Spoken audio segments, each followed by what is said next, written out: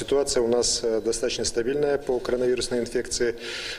Общее число инфицированных по республике достигло 997. За последние сутки 37 новых случаев, из них 30 по городу Якутску.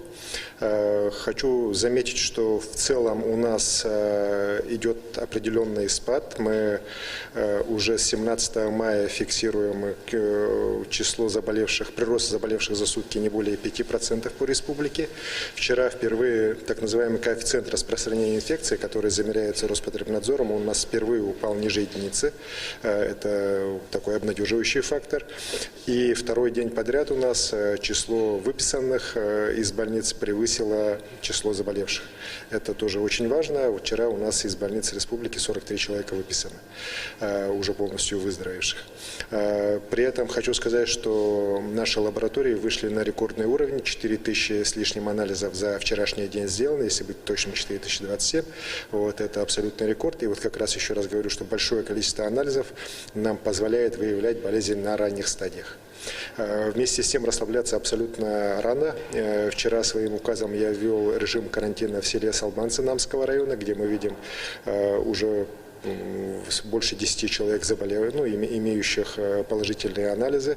Несколько человек мы старшего возраста вывезли в Якутск и в Намцы для дальнейшего лечения. Сейчас там работает бригада медиков.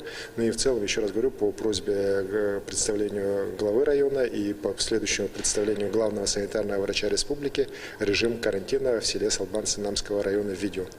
Вот. При этом мы вчера сняли режим карантина на значительной части Чаяндинского месторождения.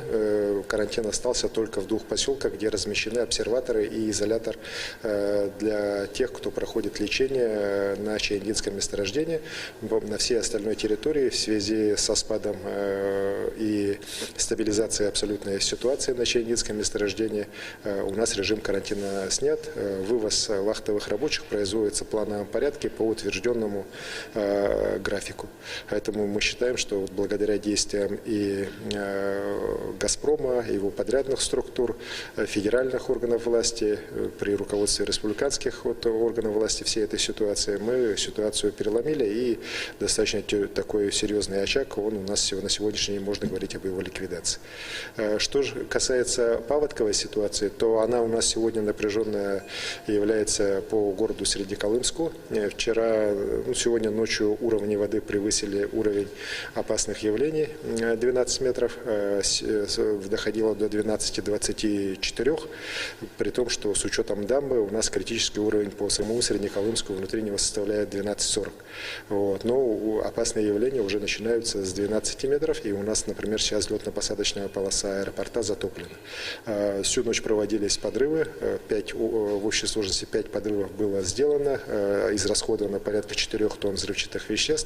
Льдина, которая стоит рядом с островом Лобуя, она огромная, она размерами превышает квадратный километр, то есть километр с лишним в длину, практически километр 200, километр 400, и в ширину порядка 800 метров.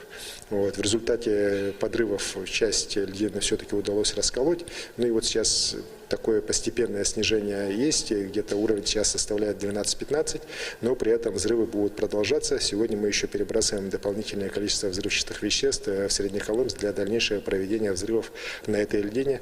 Уверен, что наши взрывники, та оперативная группа, которая сегодня развернута в Среднеколымске, задача справиться, и после взрывов ледоход двинется, потому что ниже уже заторов никаких нет. В целом вот такая ситуация на всех остальных реках без изменений. Ледоход проходит в штатной спокойной обстановке. Спасибо.